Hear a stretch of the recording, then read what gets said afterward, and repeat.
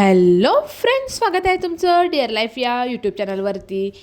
तर मस्त अशी गुड मॉर्निंग झालेली आहे. मी आणि भाऊ आम्ही दोघेही आलेलो आहोत टेरेसवरती याच्यासाठी आलो की चटई धुवायची होती, कारण चटईवर थोडं आम्ही नारळ पाणी वगैरे पडलेलं होतं, तर थोडं चिकट झालं होतं. तर म्हटलं चला, छान ऊन पण निघालेलं आहे, आज आपण चटई चांगली धुवून काढूया.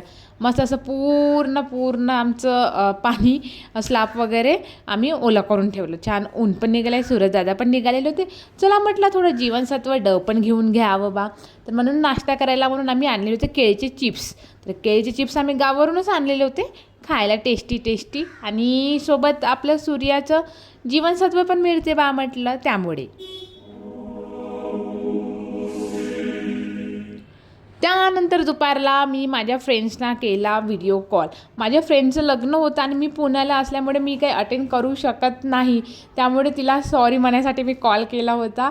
ती खूप छान दिसत होती माझी फ्रेंड, तिच्यासोबत बोलली, छान वाटलं बोलून वगैरे. तिच्यासोबत बोलून झाल्यावर बाकीच्या फ्रेंड्ससोबत पण बोलली, जे तिथं लग्न अटेंड करायला आलेले होते. म्हटलं त्यांचं लग्न वगैरे अटेंड झाल्यावर म्हणजे पिक्स वगैरे पाठवाल बा म्हणून बघायचं होतं, कारण इच्छा खूप होती. माझी बेंचमेट आहे, तर तिचंच लग्न असल्यामुळे मला जायची खूप इच्छा होती, बट काही कारणास्तव नाही जाता आला. बट व्हिडिओ कॉलवर तिला बघितलं, छान वाटलं बघून. आणि थोडं फ्रेंड्ससोबत पण गप्पा गोष्टी केला, त्यांच्यासोबत पण थोड्या वेळ गप्पा गोष्टी मारून नंतर मग आम्ही कॉल ठेवलं. बाय बाय, भेटूया आपण नंतर, बाय. त्यानंतर मग इव्हिनिंगला मी गेली श्री दत्त मंदिराला जवळ भेट द्यायला, म्हणजे जसं रूमच्या जवळच असल्यामुळे मी एकटीच गेली. भावाचे पेपर असल्यामुळे तो तर काही आला नाही.